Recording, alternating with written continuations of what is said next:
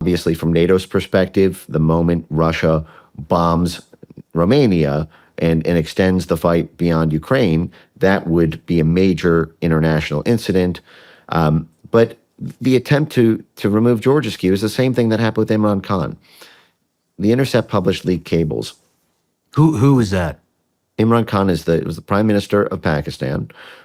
And again, there's this deep relationship between Pakistan and Romania here, because Pakistan was essentially how we trained and funded the Mujahideen in the 1970s and 80s against the Soviets. There's a lot of military capacities that we warehouse there. There's a lot of money laundering through those. There's the famous BCCI Bank, the Bank of Commerce and Credit International, sort of CIA proprietary bank that went down in a web of scandals around Pakistan.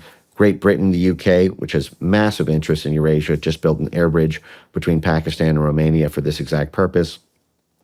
And so, but Pakistan also, Imran Khan, the prime minister, did not want to,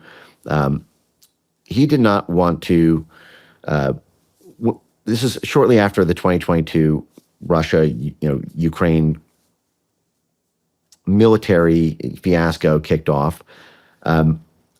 The U.S. and U.K. foreign policy folks thought that, in their own words, when they were effectively bribing the political class of Pakistan, and this is all in The Intercept, everyone can look this up, these leaked cables, it showed that carrots and sticks were offered by the Biden foreign policy establishment to parliamentarians in Pakistan in order to oust Imran Khan in a no confidence vote, an impeachment that would take him from power. And then he was arrested shortly thereafter. He's currently in prison, even though he was the wildly popular, elected head of state.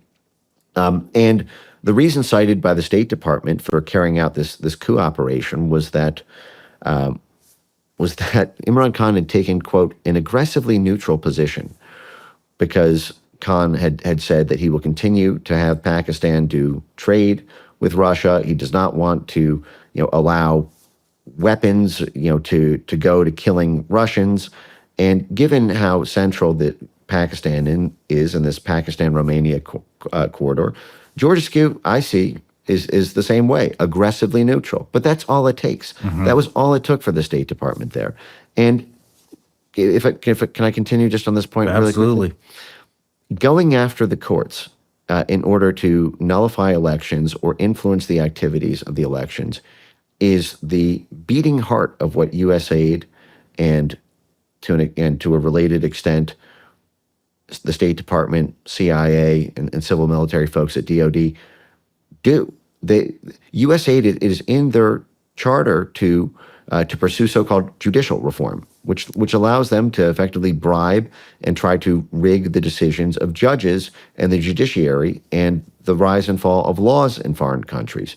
And USAID made a special project of targeting what they call EMBs, election management bodies, and which are the bodies in countries that adjudicate elections. So, for example, it's our Supreme Court that decided, the Bush versus Gore hanging Chad's, election in the U.S. 20 years ago. In Brazil, the EMB, the election management body, is what's called the TSE. It's basically a subcomponent of their STF Supreme Court.